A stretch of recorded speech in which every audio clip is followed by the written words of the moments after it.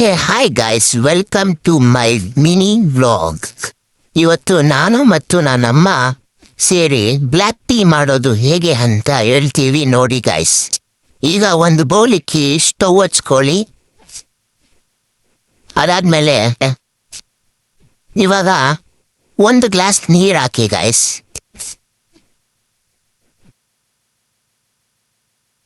ಇವಾಗ 3 ಮೆಣಸು, ಏಲಕ್ಕಿ ಮತ್ತೆ ಲವಂಗ ಮತ್ತೆ ಶುಂಠಿ ಹಾಕಿ 2 ನಿಮಿಷ ಬಿಟ್ಟು ಚೆನ್ನಾಗಿ ಕುದಿಸಿ. ಈಗ 1 ಸ್ಪೂನ್ ಟೀ ಪುಡಿ ಹಾಕಿ ಮಿಕ್ಸ್ ಮಾಡಿಕೊಳ್ಳಿ.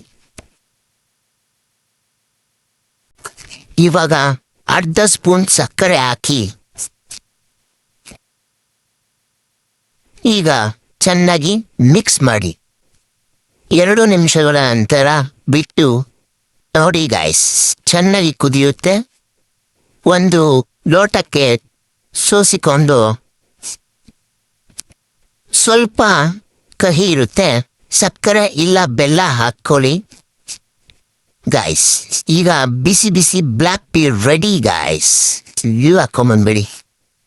Thank you for watching guys. Please subscribe ಮಾಡ್ಕೊಳ್ಳಿ. ನಡೀರಿ ಟೇಸ್ಟ್ ಮಾಡೋಣ.